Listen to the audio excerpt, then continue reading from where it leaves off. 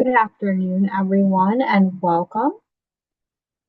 Follow the campaign for grade level reading on social media. On YouTube, subscribe at grade level reading. On Facebook and Instagram, like the page Campaign for GLR. On Twitter, you can follow us at Reading by Third, and on LinkedIn, follow us at Campaign for GLR. Once again, welcome everyone. My name is Leah Cruz, and I'll be behind the scenes today helping produce this conversation.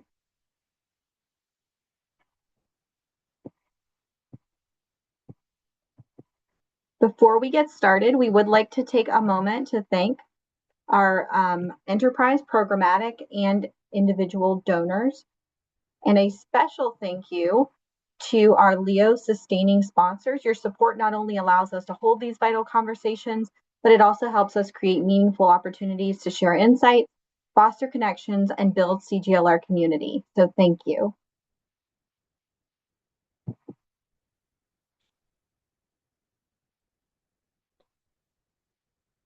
And I would like to take a moment to talk a little bit about our network. So the Campaign for Grade Level Reading since 2010 has grown into a nationwide network advancing grade level reading as essential to early school success.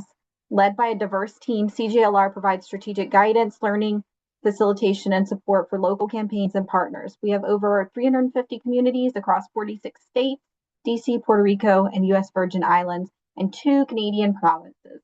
So we just wanted to give a shout out to all of our communities and encourage you to visit gradelevelreading.net and learn more about us.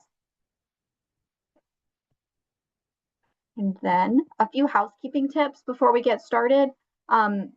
We will have a chat box as well as Q&A box available for you. Please introduce yourself in the chat box. All attendees are in listen-only mode. Be sure to select everyone in the chat so that we know who all is here, and feel free to share your thoughts and insights throughout the webinar. We encourage you to engage with our panelists in the Q&A box. You can ask questions. We'll keep track of those during the webinar and make sure we're answering your questions. It is being recorded, and a link to the recording as well as the slides, the bios, the resources, anything mentioned in the conversation will come to you in a follow-up email for anyone who's registered, as well as the link to the recording. And lastly, we will have a brief on-screen evaluation during the Q&A, and we really appreciate your response to that survey. It helps us with our commitment to continuous improvement. And we do have a couple upcoming webinars we just wanted to make you aware of. The link to register for these will be dropped in the chat. Next week, we have our Technology Enhanced Teaching and Learning series is coming back. So we'll have a Designing for Connection session about powering parents to support learning at home and school. So that's happening on the 10th at 3 o'clock. And then the following week on the 17th, we'll have a new series, Beating the Odds Community, and we'll have Community Bright Spots where smart implementation drives student success. This is a series we're going to be doing focused sort of on more on implementation and how these things are working and being implemented in school. And with that, I will turn it over to Sierra Sanchez, who is our all-around whiz kid at the Campaign for Grade Level Reading, and she will get us started. So, Sierra. Thank you, Leah, and thank you to everyone who's logged on so far. It's great to see so many introductions in the chat box already. I am very, very excited to introduce everyone to today's conversation for the launch of our new webinar series that is co-sponsored by the Alliance for Youth Thriving, leveraging the federal education tax credit, opportunities, and challenges. Today's conversation, state-level decisions that will shape impact, looks to dive a little bit deeper into the new federal education tax credit and what it means for states as they weigh their options on whether or not to opt in. Today's webinar serves as a continuation of the conversation that we started in December on the federal education tax credits, where specialists in that session provided some background and context into H.R. 1. If you haven't yet seen that session, I have placed, and I will place again, the link in the chat box so that you can watch the recording and look at those resources after today's webinar, of course. And so we encourage you to take a look at that if you have any interest in that previous conversation. Today, I, like you, am very, very excited to hear from a panel of experts as we dig deeper into the conversation, hearing from folks on the ground and experts in their field, providing some context into this very timely discussion. With that, I am excited to introduce our fabulous panel who is joining us today. Please note that I'm just sharing really brief bios, and their full bios will be linked in the chat for you to review. Chris Duncombe focuses on K through 12 school finance as principal at the Education Commission of the States. He has more than 10 years of experience working on fiscal policy at the state and local level with a focus on school funding. Jessica Levin is the litigation director at Education Law Center, a national nonprofit organization that pursues justice and equity for public school students. She also directs Public Funds Public Schools, a national campaign to ensure that public funds for education are used to support and strengthen public schools.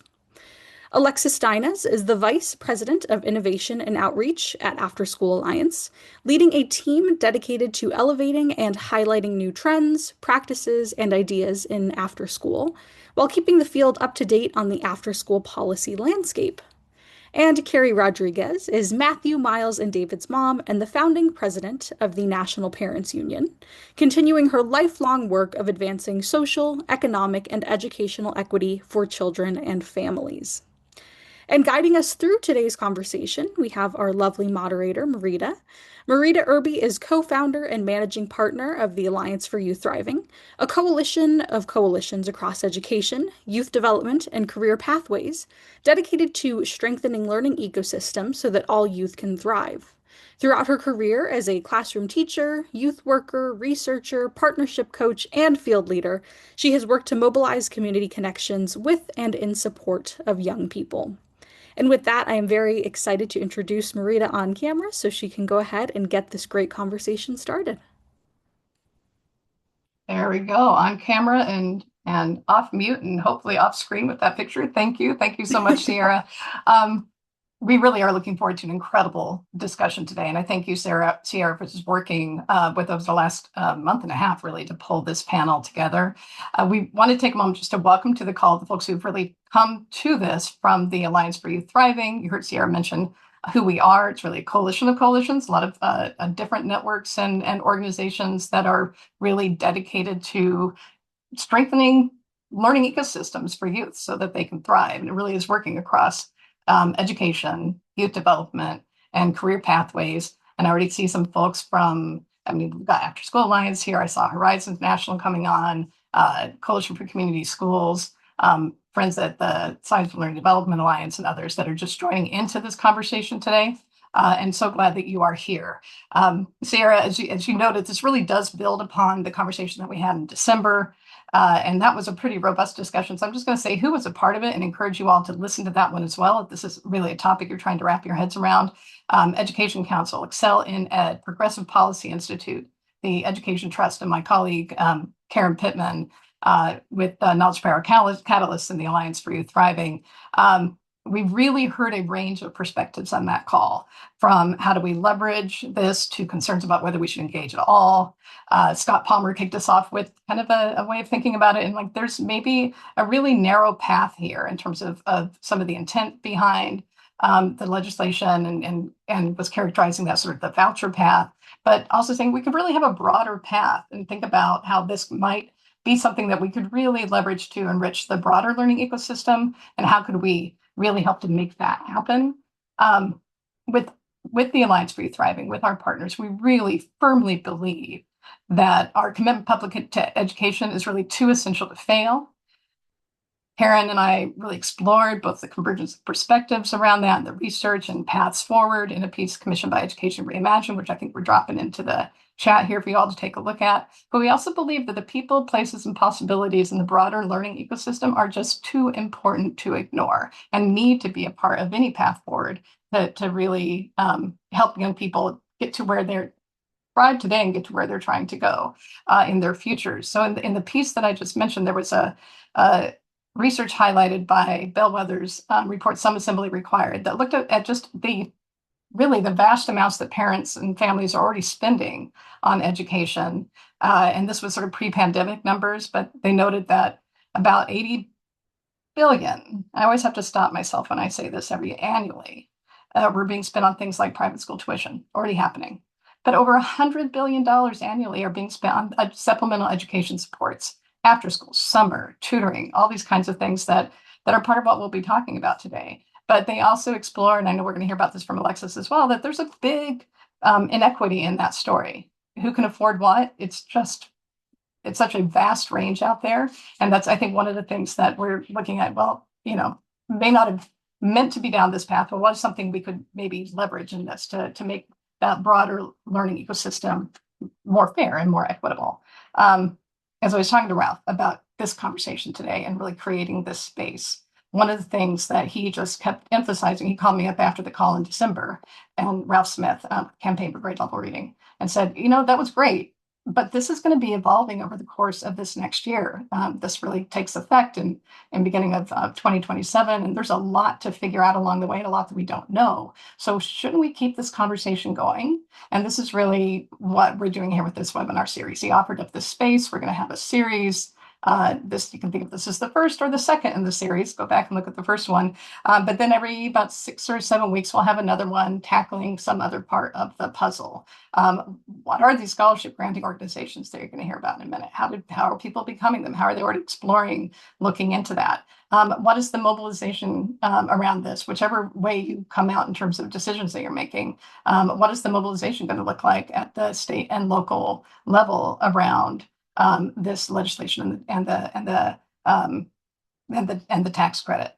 How do we really think about that in a way? It's kind of tricky because it really is evolving. It's kind of trying to look into the crystal ball, and it's a bit murky and trying to see where things are going.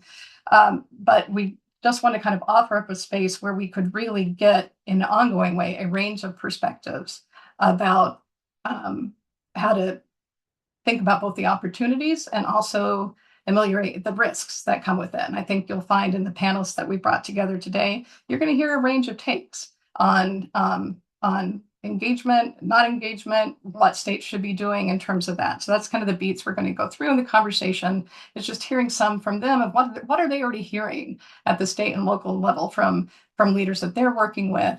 What else needs to be clear? What have we gotten clear on in the past week? You're going to hear a little bit about that. Maybe clear, and what else do we need to find the answers to, and just how do we think about this? What are ways to just inform ourselves as we're trying to think about how to engage going forward? So to get us kicked off in this, we've asked Perry Rodriguez from National Parents Union to give us a kind of just the nuts and bolts, just the 101. What do we know? We're going to talk a lot about what we don't know yet, but what do we know?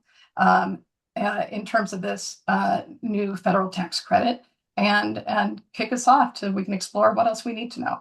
Carrie, over to you. Well, hi, everybody. So happy to be with you. And I got to shout out my constituency because I'm so excited to see so many parent advocates and parent leaders with us today. I see you guys in the chat. It is so important that we be a part of moving this conversation forward and what it actually looks like in the end. So very excited to see all of you here.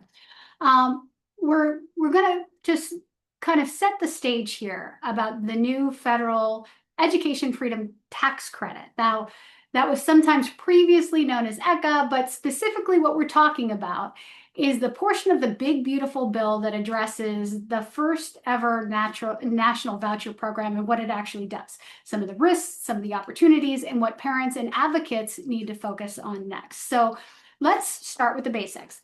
The Education Freedom Tax Credit passed as part of the One Big Beautiful Bill Act back in July of 2025, and the first year of implementation is 2027. And this, again, is a bill that creates the first ever national voucher program. So here is the mechanism. Taxpayers can receive a dollar-for-dollar federal tax credit of up to $1,700 for contributions to scholarship granting organizations, or SGOs. SGOs then use those funds to provide private school scholarships or extended learning opportunities. States have to recognize all SGOs that meet the requirements that are set, but they can be regulated by states if they also include state money. A key detail about this: even though the donor's tax credit is capped at $1,700, the scholarship amounts are not capped. So SGOs can determine the scholarship amounts. And the states decide whether to participate. Governors have to opt their states into the program each year. And as of today, about 23 different states have formally opted in. So the long and short of it, a federal tax credit creating a brand new pool of money that is routed through these SGOs, and state opt-in decisions shape where they're going to operate and how they're going to operate. So let's move to risks and increasing inequities. Here, this is the big issue that we think is first and foremost, we've got to address some of the elephants in the room. So eligibility around these programs is limited to families making less than 300% of the median gross income for their area.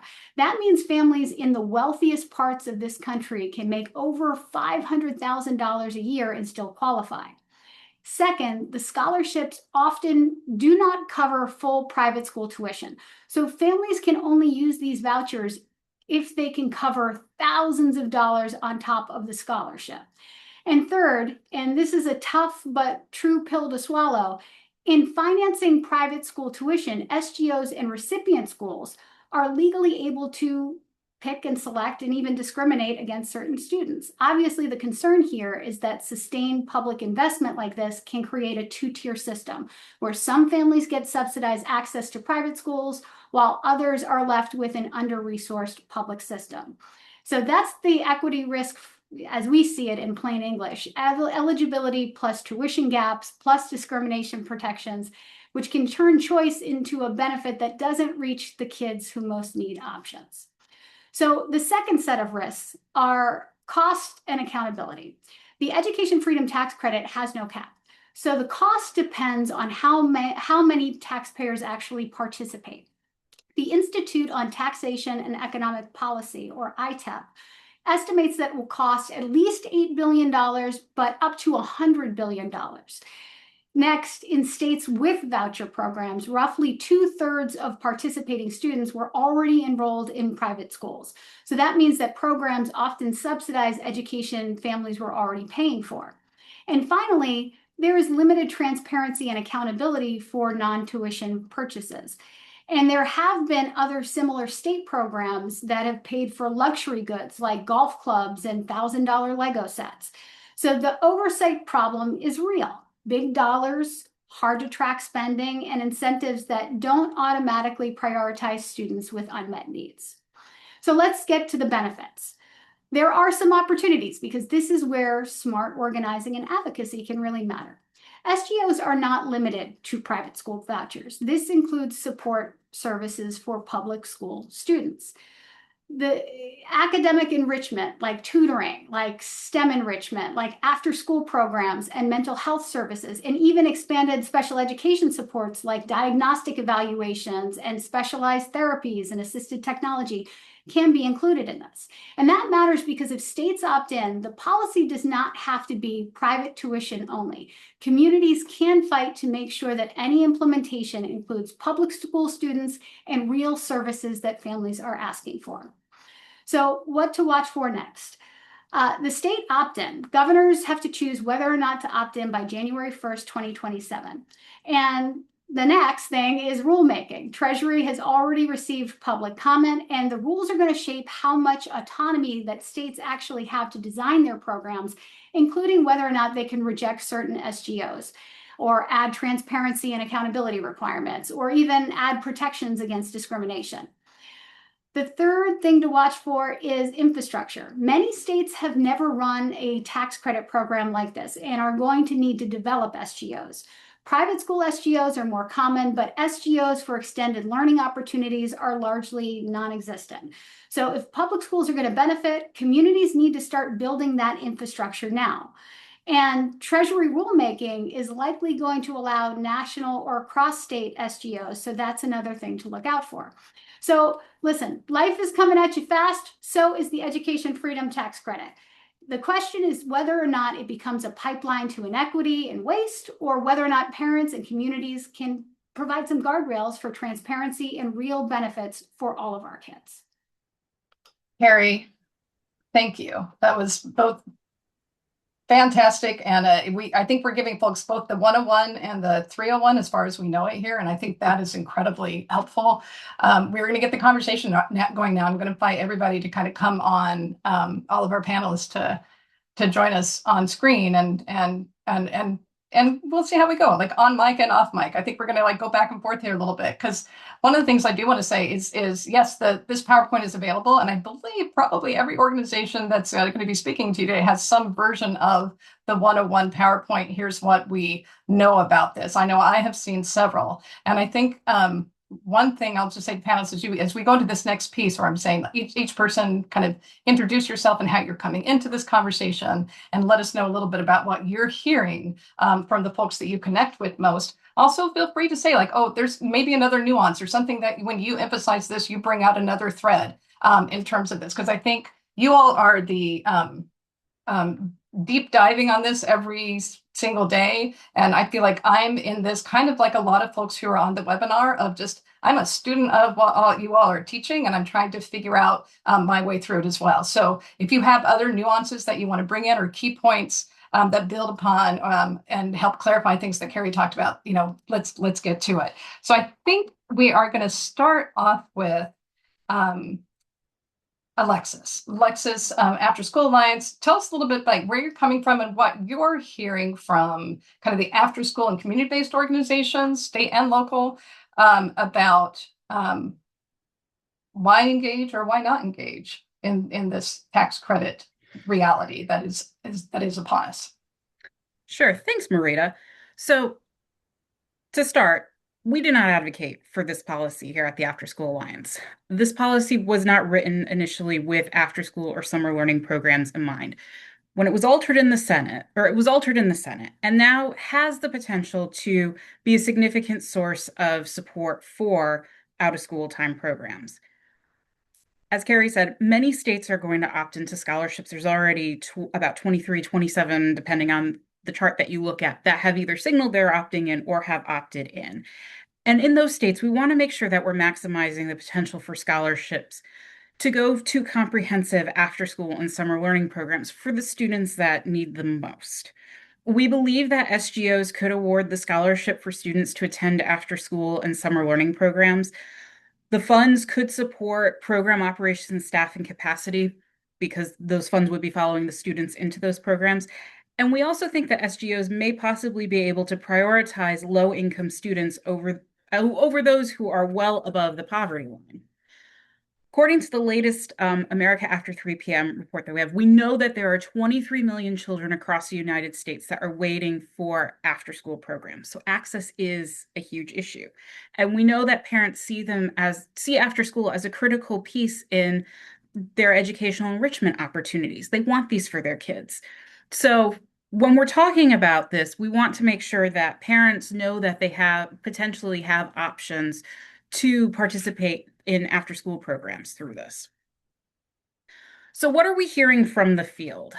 Well, the possibility that the scholarship could be used for after school, and there's a lot of questions that remain, is not on the radar for many programs, providers, funders, or intermediaries at this point.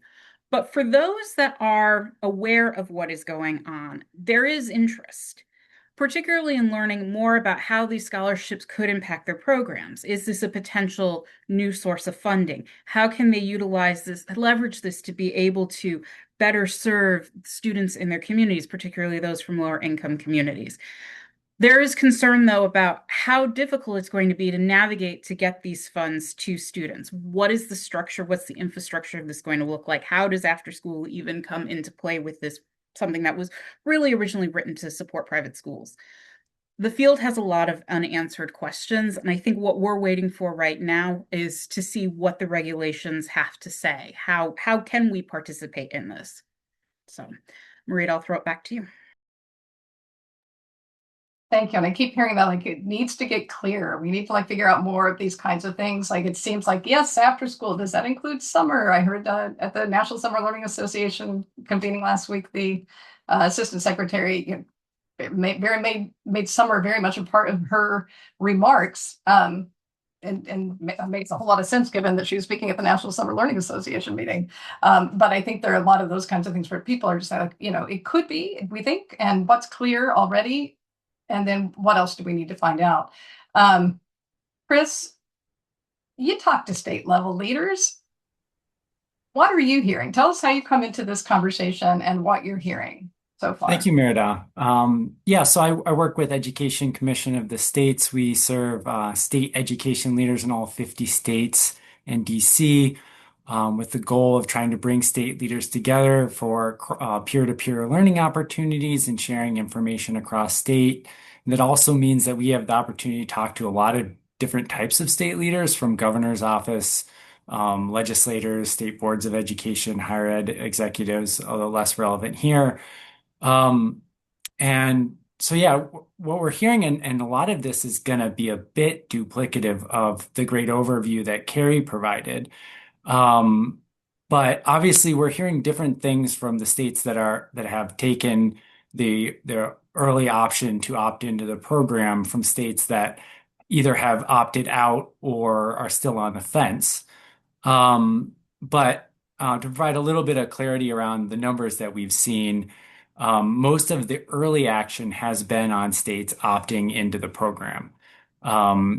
The the fact sheet that was provided last week from the Treasury and the Department of Education identified 23 states that had opted in. Since that release, 2 additional states, Florida and New Hampshire, have publicly opted into the program. And there's another 3 states where the governors have publicly stated they planned to opt in, but that hasn't been formalized, and those 3 states being Colorado, North Carolina, and Utah. So potentially 28 states that have either opted in or are kind of indicating that they're going to opt in. And a lot of the talking points from those states for why they opted in, a lot of these states, 18 of them, have their own state tax credit scholarship program that is actively running. So the idea of bringing in federal dollars to support a similar purpose was obviously very attractive for them. Other rationale that we're hearing from states that have opted in is an opportunity to empower students and families, expand additional learning opportunities, the budget neutral factor for states.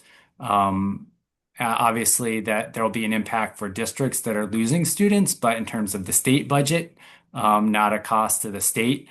And then the opportunity to build on existing school choice programs that they have.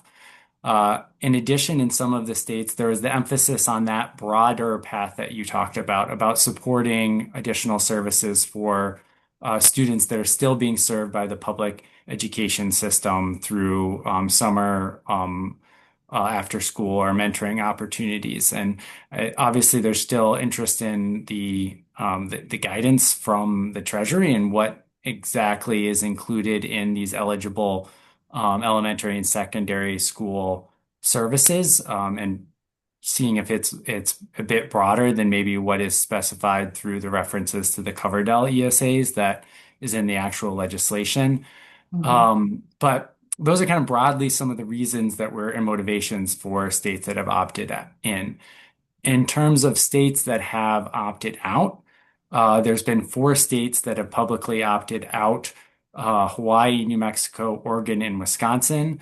In none of those states, they do not have an active state level scholarship tax credit. So this would be a new policy for them. And a lot of the reasons were the rationale that Carrie mentioned about concerns around discriminatory admission policies in private schools that are receiving students who have received the scholarship, or SGOs that have discriminatory policies, and particularly impacts on students with disabilities and their ability to access services through these scholarship programs.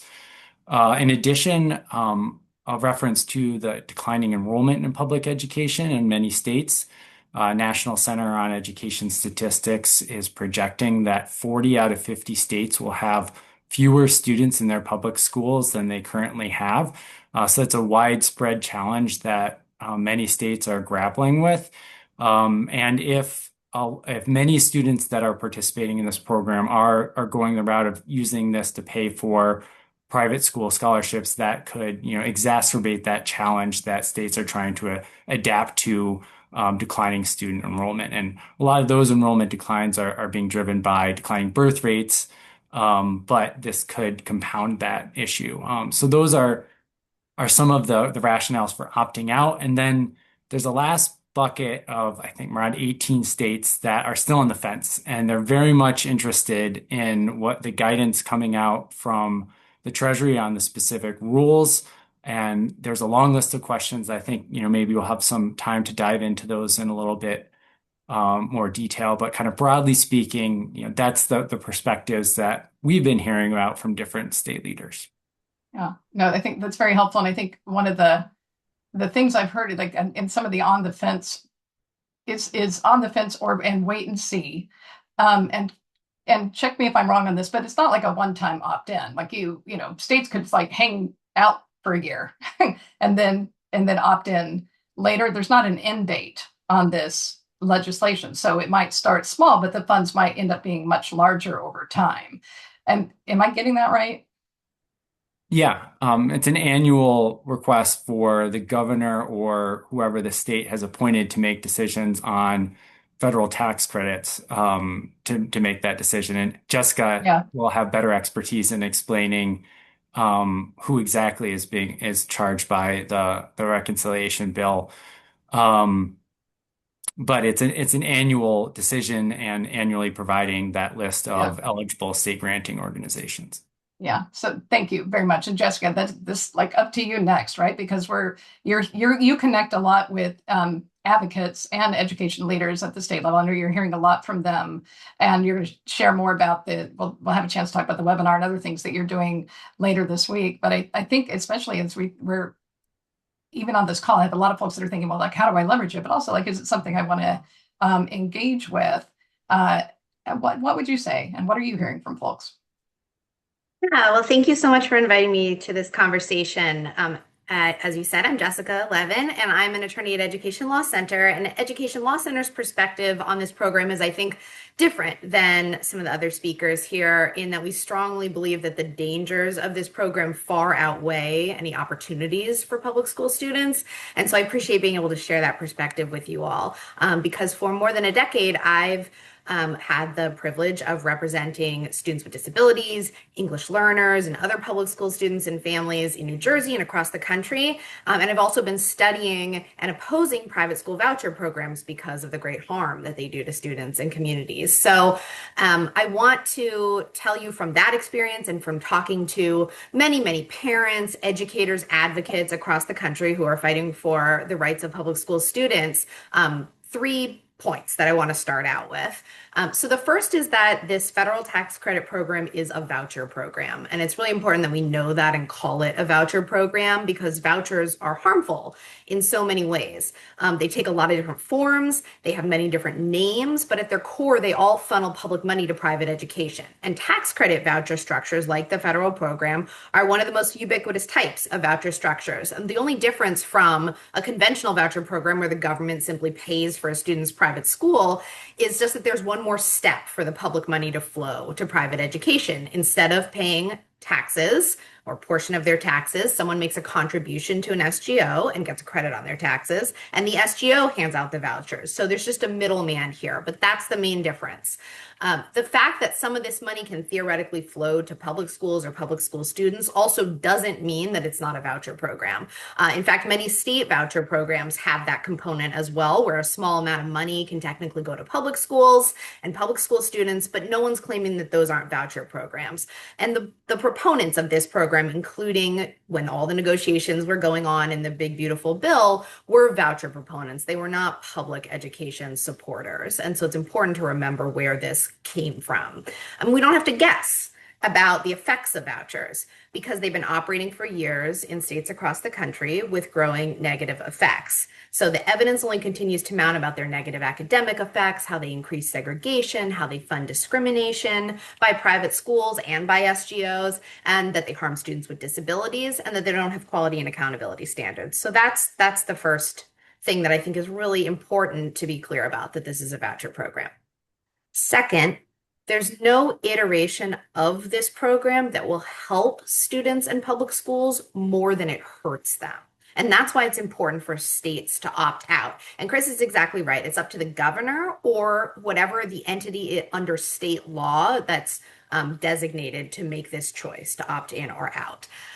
So the reality of this program, it's going to cost the federal government billions of dollars. There's credible estimates that say over $50 billion that could go to programs that truly help high-need students that I'm sure everyone here backs, like IDEA funding for students with disabilities or Title I funding for low-income students.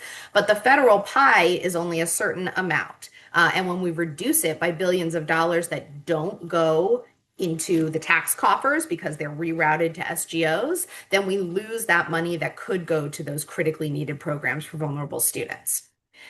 The reality is also that the vast majority of these billions in public funds will go to private and religious schools, which aren't accountable to the public and are free to discriminate. And the reality is that in states that opt in when students leave public schools to take a voucher, the public schools, which may already be underfunded, will lose additional critical funding. And so there's also no version of the forthcoming regulations, unfortunately, that will make this a good program. Yes, there are different things that could happen with the regulations that could make the program more harmful or maybe slightly less harmful, but there's no version that can make it less harmful than the harm that we know it's going to cause. So we learned a lot from their request for comments last fall from the federal government that laid out what the regulations will likely say. And it's clear that states will very likely have little control over this program, including over SGOs. So they will probably need to allow every SGO that meets the law's very minimal requirements to participate. If a state opts in, they're not going to be able to bar certain SGOs. They're not going to be able to only choose SGOs that fund public education, or even to require that the SGOs that come into the program even give any money to public schools. The SGOs would be free to only give money to private schools. And the reality is that huge existing SGOs that operate voucher programs now will likely dominate the contributions to the program. So yes, it is true that under the law, money can technically go to public schools and students, but the reality is, we know from empirical evidence that the vast majority will not, and none of the equity issues that Carrie mentioned at the beginning of the webinar, discrimination, economic stratification, lack of accountability, can be solved either in what we know of the statute now or from what will likely be the forthcoming regulations. So I want to talk a little bit more about why vouchers are not the answer to the problems that we know exist in public schools, but I'm going to stop there and hear what others have to say and really appreciate this conversation. And we're so glad you're here. And I know you're also, we'll drop into the chat later, I think, but we've got a webinar for folks who want even a deeper dive on that on Thursday that's really exploring a lot of these things too. So you guys can, you can bookend this. Carrie, I want to loop back with you because I know you kind of gave us kind of an overview. And one thing I'm just, hearing from folks who are, or Chris, I know you were giving us more, here's what you're hearing, but from the other folks, like, here's a perspective on it. I've heard a lot of wouldn't have written it this way, definitely wouldn't have written it this way, tried to influence it, maybe not. But I think I just want to pause and think for a little bit about like, what are we hearing from parents and families around, not necessarily the legislation specifically, but just like perspectives on choice and what kinds of programming things. And this series, for those who are just joining us today, it actually grew out of a series that the Campaign for Grade Level Reading's been doing on parents as curators of their child's education. And so we know what language you use is really important, but the ideas of learner agency and parent agency, and those may mean different things to people, and curation and choice, these are things that in our current reality are happening. And then we have this kind of, big legislation coming into the middle of that. I'm just curious if you can give us a little grounding, and I know you had one other slide, Carrie, on just what you're hearing from parents and families around this.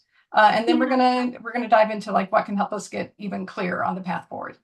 Yeah, I think this slide is really important in terms of understanding, not just my opinion or what I'm observing from, our 1,800 affiliated organizations in all 50 states, but literally going out and asking the question, like, again, parents, often you see in polling questions just ask like, hey, do you support public school choice? Do you support a voucher? And it's like, it's not actually getting into what that means. And I think the average parent doesn't have the same understanding that we in this education bubble often happen. So sometimes I think that gets distorted. I think it's really important that we get very specific when we're asking parents and families what they support and what they don't. So parents are more likely to support tax credit scholarship programs if they give families choices rather than only being used for public school. It makes me kind of mad when I see this distortion about like, well, parents support vouchers. Well, not quite. Because when we ask the question and dig into it, if families could choose to use funds for either extended learning opportunities for public school students or private school tuition, you're seeing big support, 82%. But if we talk about funds only being used for private school tuition, you see that support drop to 40%. So the devil's in the details here. And I think that's really, really important. And I want to go back to the beginning because I was trying to give you kind of the lay of the land and keep it as opinion free as possible as I was kind of framing the world as it exists. And I want to say, like, to be honest with you, we were not happy that this happened. And frankly, we are operating in a political world that is not ideal and is really complicated right now. And it's really difficult to be an advocate. We're an unprecedented context right now for a whole myriad of reasons, including in the education space. So I want to start off by saying, did we love this? Absolutely not. But this was not the worst case scenario. When we started off with ECA, the Education Choice for Children's Act, when we started off even with the language in the One Big Beautiful Bill, there was nothing beautiful about this language. We were talking about a $7,500 or $5,000 tax credit only for private schools. And there were advocates, including a lot of folks that are on this webinar right now, that fought tooth and nail to make sure we got this language to be available from what our interpretation is and the people we worked with around extended learning opportunities. So is this a world, an ideal world and perfect language that we love? Hell no. But this is the world we're operating in right now. And so given this context and the fact that this bill has passed, the thing that I'm hearing from parents is, how can I, as a public school parent, because the vast majority of kids that are in schools, in K through 12 education, are in public schools. Is there something in this for me? Because there are a lot of parents right now across this country, myself included, that pay a lot of money to try to support our kids, to give them those extra opportunities, that have to pay for high impact tutoring outside of school to help support them, because we can see our kids that are struggling still to overcome from learning loss from COVID, our kids that need additional support. Parents like me who have kids that have IEPs, that want to have the assessments, those neuropsych evaluations that can cost as much as $5,000 that we have to pay for privately, that need help and support. So if there is an opportunity for SGOs to be created to take some of that pressure off at a time where there is more economic pressure on parents and families right now than we have ever seen, and that is the number one issue for parents right now. If we could really take this opportunity to take this money that is on the table and try to use it for good, we want to do that. And the last thing I want to say, the other conversation that's coming up is identifying the fact that this is a federal tax program. So if your state doesn't opt in, your state is not going to stand up an SGO. That money's going to be left on the table. But if you are in Massachusetts and you are a state that has not opted in, there are still Massachusetts tax dollars going to that tax credit is still going to be available to Massachusetts taxpayers that are going to go to SGOs in Arkansas, in Mississippi, in Tennessee. And there's a real conversation happening saying, well, even if I don't like this, and we're going to have to fight to make sure the conditions are right so it benefits the kids that, we care so deeply about in public schools. I definitely don't want Massachusetts money going to Arkansas. Not that we don't love Arkansas, but we got to be supporting our kids in state. That is a real conversation happening for parents right Yeah, now. I've been hearing a lot of that one of just like, well, if we don't, what does it mean not to opt in? And if we don't do that, then what happens over time in terms of resources leaving the state? Which I think is where like the lemonade out of lemons, excuse me, is a conversation that folks are really trying to grapple with a little bit. So I just want to open it up to all of you. You can kind of dive in, but the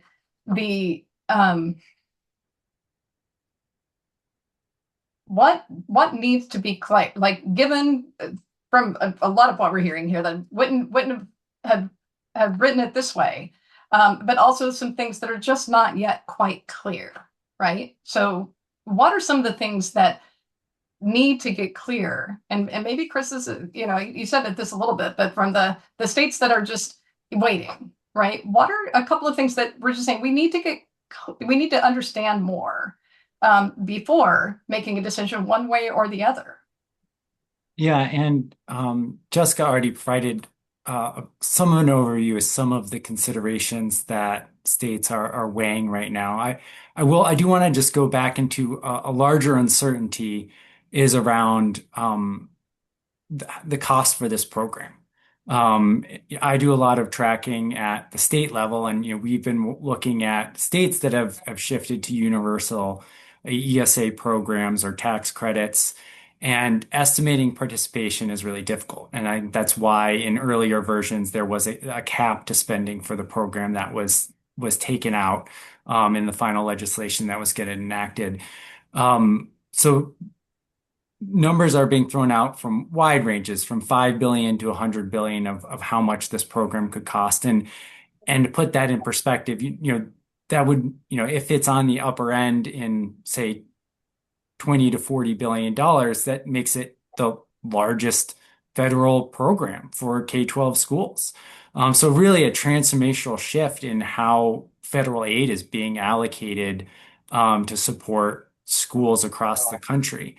Looking at what we've seen for states that have shifted to universal programs, a large ramping up of participation. And there's so much awareness of this compared to state tax credits they get adopted. So I don't know if it will be a perfect comparison, but the percent growth is about 25% from year one and year two in states that have gone towards universal programs, whether an ESA program or another school choice program. So that first year, when we do see what the spending is from 2027, that's just the starting point, and those costs could rise rapidly. So that's kind of a larger unknown about this program going forward is how much money will actually be awarded, and that's up to the ability of SGOs to market themselves and people to make those donations and claim the credit, as well as state leaders to their decision to opt in or not to opt in. In terms of big questions that states are waiting for from regulations from Treasury, the biggest one is around SGOs and their ability to draft and discretion in determining that list. It seemed like from the request for public comment and not focusing on that in that discussion that it was likely that we're going to hear that states don't have much of a choice in determining who those eligible SGOs are, and it's just the minimum requirements laid out in the federal law. And I dropped into chat, and I might have missed one of those, one or item or two, but largely it's just 501c3s that are putting 90% of their revenue towards the scholarship. They're providing it to eligible students for eligible services, and they're serving 10 or more students. They're going to more than one school. So it's very, very broad and welcomes a lot of organizations to opt into this space if they wanted to. But So how And much I are think, say, state? Chris, as you said, though, it will depend on their ability to market themselves, right? And that's why, and we've seen this already, we've seen stuff in the news about this, that multi-state SGOs, those that are already established, that are large, and those are private school funding SGOs, they're going to be the ones who have the biggest marketing budget and who are already established, have the infrastructure, and they're going to pull in the vast majority, likely, of these contributions. And that's why there isn't going to be much for public schools and public school students, even if we wish that there were. And I think there's a lot that's unclear here, but we shouldn't lose sight of there's a lot that we do know because we have a lot of evidence about how these programs function. And so I think that is something that we can be fairly sure of, that the vast majority of the funds are going to go to private schools. And And, just right. yeah, I wanted to just say something about leaving money on the table and your money going to other states, because I think it's really important to put a different perspective out there, which is that not opting in isn't just leaving money on the table, it's keeping the harms of vouchers from coming to your state. So if a state opts in, they're going to have a voucher program and they're going to have all the attendant harms, funding discrimination, segregation, lack of academic achievement improvement, and taking money away from public schools. So it's not just leaving money on the table or don't leave money on the table. It's don't allow these harms. And that's why it's important to opt out. Can I Yeah, jump and I in think here one of too? the questions, let me just Yeah. pose a question and then have you, Jeff, because just from one of the things that I'm hearing on this is in some ways, maybe another way to look at it, Jessica, is that we know a lot about what happens. So how does that inform what actions we might need to take in order to have that not happen, right? So that a lot of what I'm hearing from folks is then just on that one example of, well, then who's going to be the SGOs and how are we going to market it and how's there going to be communications campaigns? What's mobilization going to be? Like if you wanted to both either ameliorate or leverage whichever take you have on it, then frankly, what is a field that cares about the broader education and learning and all these things? What do we need to do? What have we learned from what's happened in the past and what we need to do? And so I'm going to just pause for a minute. Carrie, I know you were trying to get in. I know Alexis has a thought on that one, and then we'll loop back around. Yeah, I wanted to just piggyback on financial impact. And I think, the points that Jessica is bringing up right now are very real and very valid. I do think the devil, again, is in some of the details and the regulations that we are anticipating and the guidance that is anticipated, I believe, in May. I do know that administrative cost is capped to about 10%. I would have to assume that advertising costs would have to be a part of that. But again, devil in the details, holding them accountable, being really specific on, how much of this money that's actually being brought into the SGO can actually be used to advertise the SGO itself so that more money flows in. If it's capped at 10%, there might be a little bit of room for us to say, okay. The other thing that I think Chris brought up that we really got to be aware of, again, unlimited money.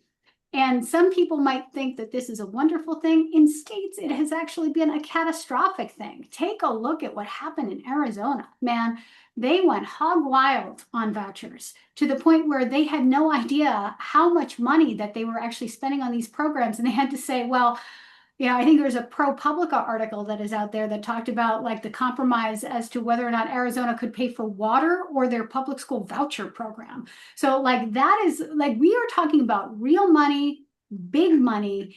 And the fact that there's not a cap on this and what it's going to look like, it's kind of scary when you think about it. I just say I think it is important to talk about what we can do. So what we can do about this program is opt out to minimize the harms, to minimize the expense to the federal government, to minimize public school disenrollment. But then we have to fight for full funding for public schools that welcome all students and can't discriminate. We have to fight for funding from states and from the federal government to contribute, but it's mostly states, to have equitable and adequate public school funding with the evidence-backed programs that we know help students, especially our most vulnerable students. And we shouldn't accept what will be essentially crumbs from a voucher program that does technically allow some money to go to public school students. We want to make lemon out of lemonades, but we can't accept a program that's not gonna help kids when we need to be fighting for their full rights under state and federal law. So that's what I think we can do. And I think, and we're going to get to the, I'm going to do an audible, folks, and just say, but one quick question, maybe to think about this a little bit, is there's also like half the states have sort of already opted in or signaling kind of an opt-in. And I think one of the conversations we've been having as well is how to not think of this just red state, blue state, but like kids in all states, even in those states, what's a way to broaden the path? What's a way to make it, like, what are the kinds of things that could be influenced or shaped to be able to have it be a broader path and also address a lot of the concerns that are coming up in terms of access and equity. What I'm going to just do, because I'm seeing the number of questions that are coming up in Q&A, and I know that our kind of final like formal round question was going to be, and still will be, what advice would you give to state and local leaders at this point in time? And we will take time to come back around and do that. But I'm wondering, Sierra, if you can just come off, we've got a lot of things kind of building up in the Q&A on the conversation so far. If we can just tackle some of those questions and kind of flip it a little bit and then come back around with that kind of advice question, panelists, as we do our wrap up. Is that okay? Yeah, sounds good. Okay. I agree. We've had a lot of great questions coming in, and I'm afraid we're not going to get to all, like, so group them if you can for us. Thank you. yes, can do. And I will say, I mean, and we said this before we started the webinar, but I think all of these questions are a testament to the need for conversations like this to dig a little bit deeper into everything so that we can get some clarity. Okay, so let me see what we have here. I think one thing that we can start with, because I know we had a number of questions, is just digging in a little bit more and giving a little more clarity into SGOs and kind of what that looks like, what qualifies as an SGO, what are the requirements to be one, just getting a little bit more clarity there, I think would be helpful. So I might pass that over to anyone who wants to jump in just to give folks a little bit of clarity, and we can start with that. Yeah, so if somebody could raise their hand and tell us currently what an SGO is, and then what some of the, I know there's conversations that folks are having about how to become one if they're not already, or what the restrictions might be on that. So anyone want to raise their hand on that one? I can take you through the technical pieces. I mean, you have to, there are some requirements around it. You have to be a 501c3 nonprofit organization. You have to maintain separate accounts for qualified contributions. You have to provide scholarships to 10 or more students that do not all attend the same school. You have to spend 90% or more of the revenue on scholarships of eligible students, again, going to that 10% in administrative costs that I was referring to earlier. And you have to provide scholarships to eligible students that are 300% the median income. Again, in some, higher cost of living areas, that could be up to $500,000 in a household income. And that, again, the scholarships have to provide for eligible expenses, which again is subject to debate here. That's all right. And I think that's important to know. The 10% will be billions of dollars, right? That's a middleman skimming billions of dollars off of money that could go directly from the federal government to programs like IDEA. But what's also not in the statute is important too. So what's not a requirement for SGOs? Any quality standards, academic standards, any non-discrimination standards. So not only can they give to private schools that discriminate, but the SGOs themselves can discriminate. An SGO could say, we only give to Christian students. We only give to students without disabilities. Any data collection or reporting requirements on SGOs. And as we've discussed, indications that states will have very little, if any, opportunity to impose any of those requirements themselves. So that's a choice. That's a choice in what Congress passed. We have to ask ourselves, why did they make that choice? And do we want to broaden or make as narrow as possible a program that doesn't have any of those requirements? Yeah, and it's one of the questions I've been hearing. And Chris, I'm not sure if this is, if you talk to a lot more state leaders than I do, have been hearing is how much will a governor be able to broaden that or put more things in, more specifications in that address some of the concerns that Jessica just raised. And so I think that's one of the things that still feels like it's to get clear on? Yeah, absolutely. I mean, in addition to identifying that SGO list of who is eligible, what kind of oversight can the state have over those SGOs to ensure quality? Can they require reporting around demographic information about the types of students who are benefiting from this program? Can they require information on outcomes for the students to see if there are actual improvements from this investment?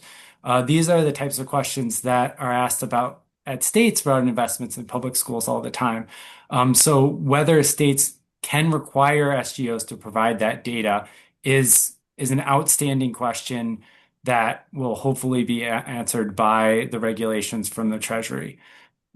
And if I can say from an advocacy perspective, like this is something that we were pushing for in our public comments, in our expectations around Treasury and the regulations that were going to be pushed out, because we are hoping that for states that do opt in, there are going to be regulations around collecting data and protections and all of these things. And we're trying to remind President Trump and the administration of the fact that they really want to give more control to the states. So let's let governors put those restrictions, put those qualifications on these programs if you really want states to run them. Yeah. Alexis, what are you hearing? I know that there's a whole set of folks working kind of more community-based spaces and local like I know there's local education funds and things like that, and foundations, but others that are just trying to think like, well, what would it take? What are you hearing from them, and what are they hoping gets clear along the way in terms of accessing or becoming SGOs? So the one thing that I don't believe that we've actually had in this conversation is what that 90-10 split looks like. How is that defined? Is it 90% of revenue that is scholarship donations and then the 10% off of that? Or is it 90% of the whole 501c, the whole organization's revenues, and then they get the 10% for the administrative piece? That is another significant question, because that could potentially change who chooses to become an SGO. Do organizations have to spin off another organization to become that SGO in order to be able to meet that? So that is a question that we are hearing in who potentially becomes these organizations to be able to provide those scholarships. Right, would it have to be a related entity? And then you get to like most nonprofits, just basic overhead rate is like 10% is truly skimming by. So like, how do you think, is it just for administration of the program? Who really could do that? I know and in the comments that were submitted, at least the ones that were publicly viewable, that was a theme that came up repeatedly, is that Treasury, IRS needs to make some kind of clarification as to what that looks like in order for this to be viable for many organizations. And I know it's probably more the topic of the next call is really diving deeper in the SGOs. But I'm curious what you're hearing. I've been hearing a little bit even from like local after school networks and others that are trying to learn what it means, at least, to become an SGO, and already trying to kind of, if depending on how it sort of all rolls out, trying to like strengthen their capacity to do that. Is that something that folks are already looking at, or are those kind of outliers? The ones that are aware of this, some of them are starting to look at that and trying to understand what the requirements are to become an SGO. Is this something that even makes sense for their organization? Or are there other partners locally that they could potentially be working with that have the ability to set up this structure to be able to provide those? Individual after-school providers, probably not going to be SGOs because they are providing the programming, but talking to those community foundations, education foundations, after-school intermediaries, or even after-school networks at the state level to see if there's opportunities for those organizations to step into this role, to be able to provide those, to serve as an SGO, to be able to provide some scholarships, to be able to go to youth to attend after-school programs. So that's something that we are having conversations with folks about, trying to figure out what the logistics around that are, but there's a lot of unknowns with this. We're just waiting for the regulations to come out so that we have a solid understanding of how after school may even potentially fit into this whole picture. And I think part of like, even when I was talking to Scott and Ralph, we were starting this series conversation, there's so much of we're not clear yet, but if we don't start at least wrapping our heads around it and understanding all the perspectives and where we might want to be able to move in whichever ways on this. We can't wait for complete clarity. And that's where I'm hearing some folks sort of kind of, well, okay, I'm just going to go to the training. I'm going to figure out what it means to be an SGO and try to get ahead of whatever the game is here just a little bit. So that's SGOs. Sierra, do we have another cue for some A's? Yes, we have many. So let's see. I'm trying to find one that'll kind of continue with what we're working with here. One thing I will say, this came up a few different times within our questions, and I know we're discussing it, but not many people know about this. Someone said, I expect that the average taxpayer does not know much about this. What is the federal government doing to promote it, and how are messages getting to the masses? So And maybe, if you and want maybe that's certainly one we've heard people start talking about, like on the range of this, like what's the communications messaging around this. And I think, Jessica, this is where I've heard some concern of there are folks that are already really organized, that already may have like for-profit incentives and things like that, and already have some a lot of dollars in the game, quote, game already. And if we were thinking about kind of leveling that playing field, what are the conversations afoot?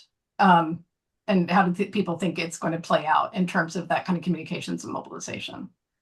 But Carrie, maybe on this one, you're a mobilizer. Yeah, I think right now, like the advantage goes to the existing SGOs, and these are organizations that, again, are existing in some of the states that have the state ESA programs, and they are attempting to create, multi-state organizations. And frankly, I've even seen some go in and make the pitch to say like, hey, we've already figured this out in, I'm going to use Arizona again as an example. Arizona, we'll come to your state and we will set this up for you because we know what we're doing. We know how these things need to go. Don't need to figure it out. They're actually pitching this as like, we'll come in and set this up as a service.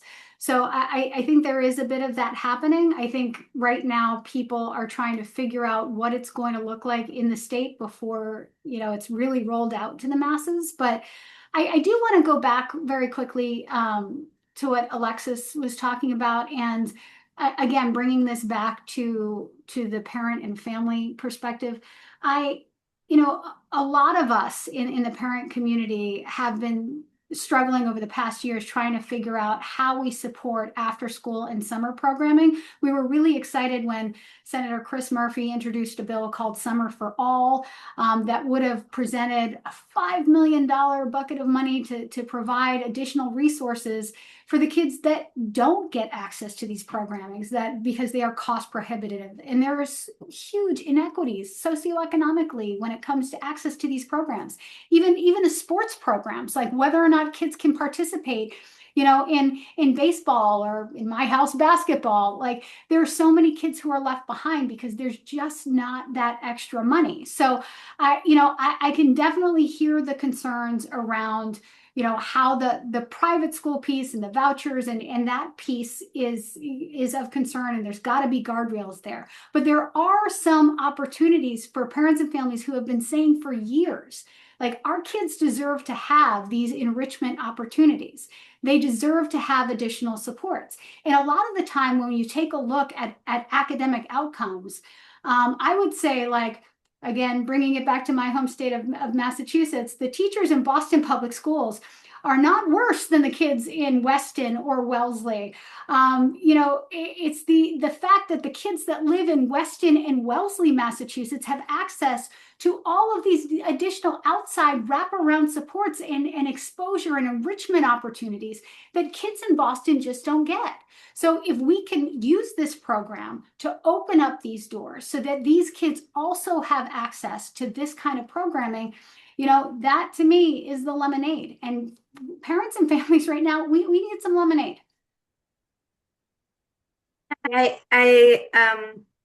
I hear a lot of what you're saying, Carrie, and I agree with a lot of it, that every kid deserves these opportunities. But this program, unfortunately, isn't going to be the way to do it. This is the only federal tax credit that's 100% credit for contributions, but they're being routed through SGOs that can and will discriminate. Why why is the money not being sent directly to an after school program that's required to serve all students? And why is this program that will largely fund private schools and for-profit organizations privileged over any other sort of donation to veterans organizations or food kitchens? They don't get 100% tax credit. So we need to be clear-eyed about the way that this is being done, that the money is being routed through SGOs that keep money, that can discriminate, et cetera, all the programs we've talked about, and not accept that as the way to get kids what they deserve. If kids need extended learning time, whether it's after school, extra tutoring, etc., then that is arguably required under their state constitutional right to an adequate and equitable education. And we need to fight for that rather than giving anyone the impression that this is enough for all our kids. Jessica, I totally No, and I think we're getting I'm here strong points and counterpoints, and we promised you all that today. And I also see it happening in the chat, and I really appreciate how much folks are really processing this as we go through in the chat as well. What I'm going to ask Sierra is if you can kind of bucket for us just another, and rather than doing just one or two questions, just give us a sense of a couple of other questions that are out there. We'll do one more round of just trying to help with some of those clarifying questions folks have. And then we'll loop back in for, really, truly, I think, closing statements on this really robust conversation that we're having today. Other questions? Yeah, I mean, I will say there's many. I feel like this is maybe a record for the most questions we've had in a webinar. I think one kind of bucket that we're seeing, though, is just a sense of concern, making sure that we can get appropriate data as we continue the conversation, making sure that we see what the results are, how these SGOs are kind of navigating, and if we can get an insight into, what that decision making looks like from our perspective as folks that are outside of the conversation. And so I think the question that a lot of people are wondering, and it might tie in nicely to kind of our closing question, is what would you recommend from all of your perspectives, kind of how should we continue through learning about this, looking at this, gathering the data, gathering the information, tuning into different organizations and folks that are releasing information? What is something that we can all do as folks who, at the end of the day, want the best for our kids, and what can that look like, and how can we get some of that information in a somewhat streamlined manner? Okay, so terrific. Let's take that. And one of the things we're trying to do with the webinar series is in some ways create a space where folks could come together and not have 27 different webinar series on the same topic, but there are a lot of different perspectives and a lot of different kind of paths forward on it. So if I say to folks, take that question of where can you learn more? We're going to go a quick round robin for everybody on this. It's like, what advice would you give to the folks who are on the webinar today about how they can wrap their heads around this, where they can learn more, and sort of who are you learning from? Who are you hearing kind of already working on this that you point them to as resources? Chris, I'm just going to do it in the clockwise on my screen. We're going to start with you and then go around. Well, I think there'll be a lot of activity and a lot of summaries and information once the actual regulations get drafted. And I think that will be a very important time to clue into this conversation and to see what's being discussed. I mean, I in addition to hearing from state leaders, I review a lot of the folks that you had on the previous call that provided information on this topic, and a lot of people on this call. So I think you have a lot of the right players in the room, and the panelists and the organizations that they work for, Ed Council being one of them. So I think that looking at the roster list for this panel discussions that you all have been hosting is a good place to start. Perfect. Alexis. So I think there's a couple of things that we are advising our members, after school programs, everyone that is interested in this to do. One is, if you know your governor is going to opt into the scholarship, reach out to them and let them know that there are potential benefits to after school and summer learning programs. They can use their bully pulpit to try and address a large need in their state that's extremely popular with voters. And we have that data for every state on demand for after school. And if your governor's on the fence, make sure they know that if they choose to opt in, these scholarships can help make a dent in the desperate need for after-school programs and school-age childcare. We're not saying that this credit is the be-all, end-all and is something that we're not moving away from our mission from advocating for other sources of funding to support after-school and summer learning programs.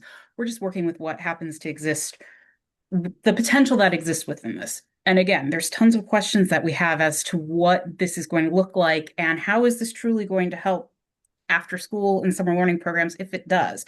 We'll know more when the regulations actually come out. And then we would also argue, start on the local level, start having conversations with trusted organizations that could potentially become SGOs that may focus exclusively or mostly on providing scholarships for after school and summer learning programs, and begin to have conversations with programs about how once the regulations come out, they can be able to have conversations with parents and others to encourage them to apply for scholarships for their children.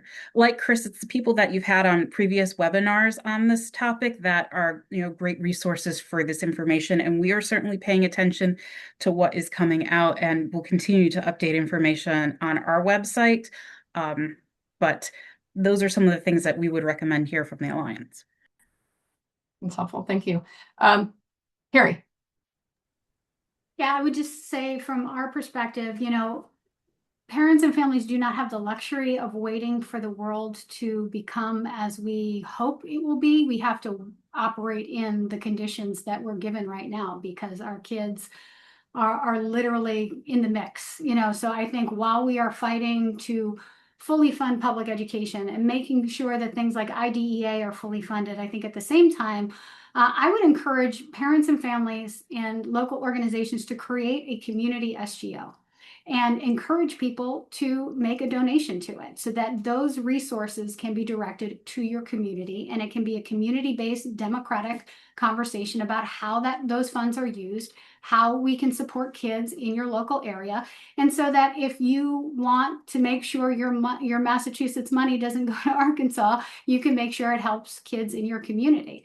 And give them the opportunity so that they can have the kind of experiences that every kid deserves.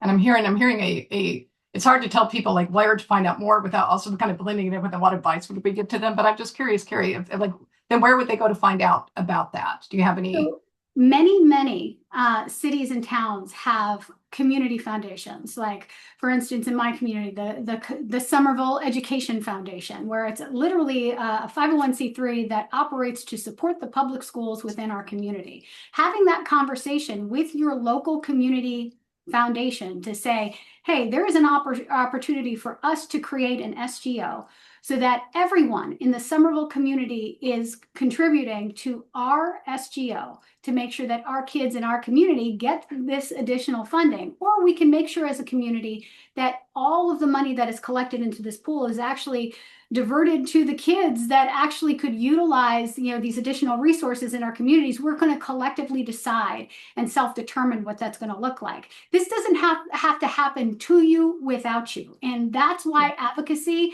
and really pushing forward to make sure you are a part of creating these things is going to be important. Because if you don't, this is one of those moments where if you are not at the table, you will be on the menu. Jessica, tell us, where can people learn more about this? And also please share with us what's happening on your webinar on Thursday. Sure. Yeah. I mean, don't let your money go to other states. Don't let your money go to other people's kids is actually a drumbeat of privatization. That's what public education is. It's a public good. And we spend money on public education so that other people's children will have the same opportunities as our children and every other kid. So I would encourage everyone to look at this from that perspective, to know that vouchers are not inevitable. They get overturned, they get sunsetted, like in Illinois. And even if your governor has said they're going to opt into this program, that's not an inevitability. You can opt out the next year. And so I would just encourage everyone to read the evidence. Go to the Public Funds Public Schools website, go to the National Coalition for Public Education website, go to the National Education Policy Center website, and read the research on these programs. We do have to operate in the world that we're living in, but I don't think we should lose the aspiration of what public education needs to be and should be, and what's already in the law and guaranteed to students, which is an adequate and equitable public education for everybody. So yes, let's keep fighting for that. And let's not let harmful programs edge in and grow as we know they have in the state. So again, I really appreciate you letting me participate in this conversation. No, this is great. We have time for another really quick round, but I'm going to say to Sierra's point of just this is more Q's and A's, Q's and less A's maybe than you've had in other webinars. I think that's also why it's a series, right? So we will take a look at those. We will think about how that helps shape future conversations. We will. I see things in the chat like, so when are the regulations coming? We don't know when. Unless somebody knows something, I don't know. We don't know when the regulations are coming out, and I think that's part of like. It's keeping the conversation going. I think with Campaign for Grade Level Reading and creating the space for us, as long as we need it to both explore some of these questions and then be able to think about how to respond to it. So I've been hearing the like sometime in the spring or the summer kind of thing, right? So we hear like the May or June, and some people have enough time to respond, but nobody knows that exactly. So we will kind of look at those questions and take that into informing next, and maybe show out some resources, but there's other things certainly are going to capture what's in the chat and what people have put in here. So I'm going to take just a little time to kind of round robin back, and let's do it in reverse order this time. To that last question that I know you all have been pondering, I know you've been kind of working in it along the way, but as you're really, if you're thinking about leaders at the state level, and you've started speaking of that, there are leaders in all kinds of ways at the state level, right? The leader that might be making this decision. That's why, Chris, we're going to end with you. But the leaders that are working to influence whatever decision gets made and how things kind of play out.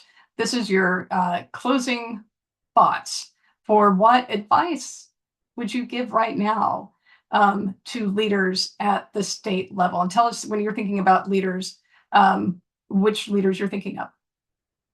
Jessica, let's go with you. Sure. I think the biggest message is opt out, but if a governor or a state entity that's making the decision is still on the fence, to certainly wait for the regulations. As everyone has said, that is important. There's no reason to opt in before you know what the parameters of this program actually are. And then remember what you wanted to see in the regulations. And if it's not there, then be strong for the students of your state and opt out. Perfect. Carrie. I would say proceed with caution. I think Jessica is right on point. Like, you should be taking a close look. Again, devil in the details with all this stuff. And I think, unfortunately, what we've seen out of this administration is a lot of stuff fast and loose. And so looking at those regulations, getting very specific, having questions answered before you make a decision is a smart move. But then if you're comfortable, you've gotta weigh the pros and cons and be able to answer to parents and families and the taxpayers of your state around whether or not you're comfortable with, again, tax money leaving your state, saying to folks that they're not going to have access to this kind of programming, and what you're going to do instead. I think that again, proceeding with caution is the word of the day around this stuff, and that's the advice that I'm giving folks. Alexis.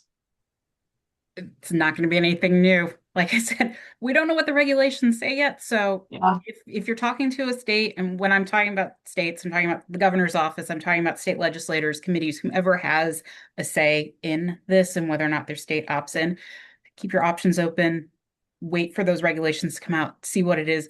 But for those that are in the out of school time field, know that there is a potential opportunity here, and that this could potentially be something that could serve as a benefit to the students within that state. And that would be a good conversation to raise with those key legislators on the state level, that there may be an opportunity that's here. But again, being very cautious, because as Carrie said, the devil's in the details.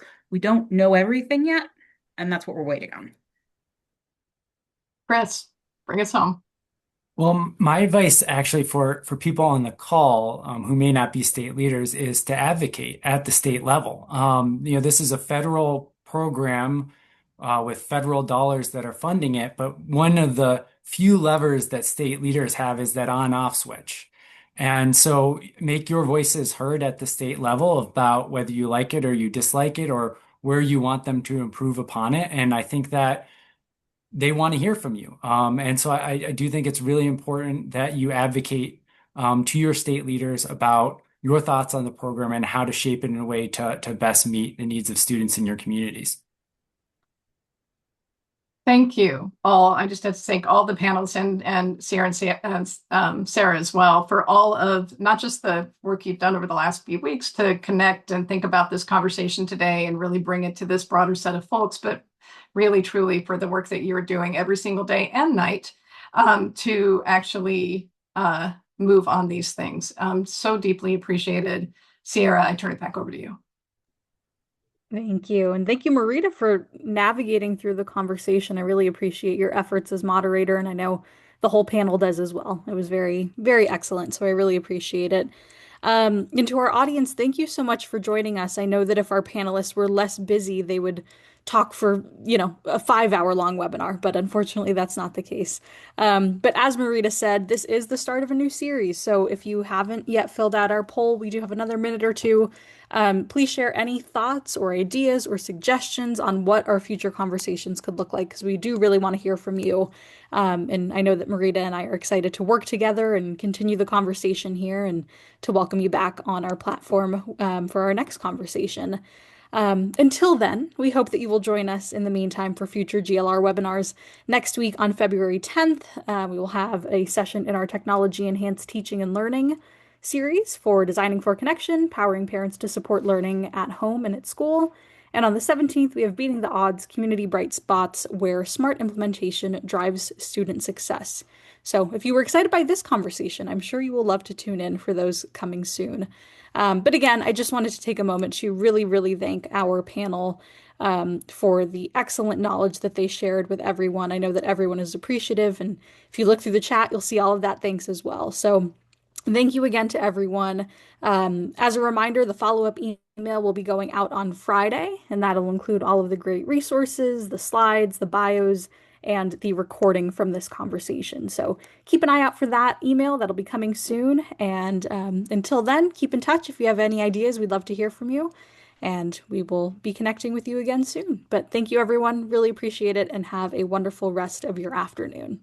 Thank you.